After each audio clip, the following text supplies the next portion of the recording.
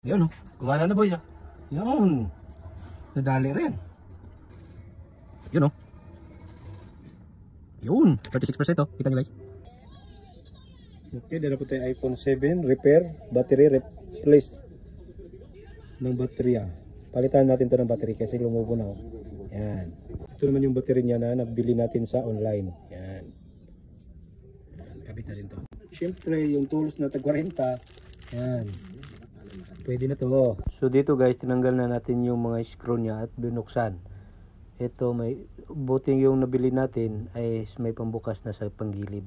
Ngayon, dito medyo nahirapan ako sa takip dahil tatlo lang yung angle ng screw niya. Kumbaga, hindi katulad sa Philip na 4. At yun, tinanggal na natin yung battery at kinabit natin yung bago.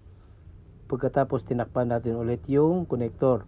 Ngayon, ay lilinisin na natin dahil para paglagay natin ng adhesive is fix na fix.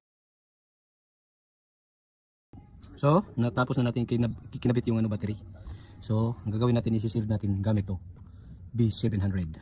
7,000, sorry. Ito yung pandikit niya. Pero, nakalimutan kong lagyan yung sa battery para hindi gagalaw. So, lagyan ko lang ng maliit.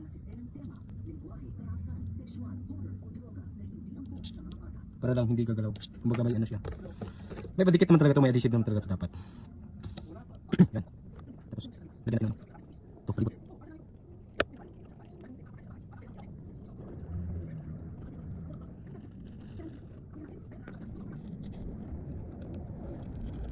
Yung paglagay nito sakto-sakto lang kasi makapit talaga ito, boy.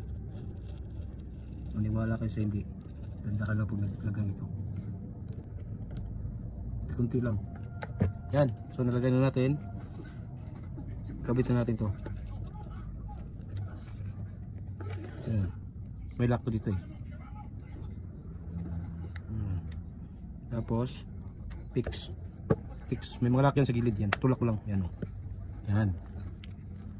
Tapos ito na yung screw nya. Nawala na yung isa eh. Ito na lang. Kabit natin yan first.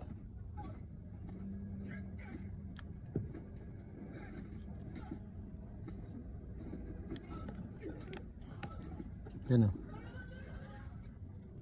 So okay na. But charge natin. Yan o. Kumana na, boys. Yan.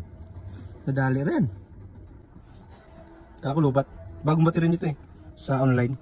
Ito kasi daling lumubo yun. iPhone 7 3D 320 volts. Lumubo. Yun o. Yun. 36% oh. Kita nyo guys. Magana na oh. Cheers. Basic.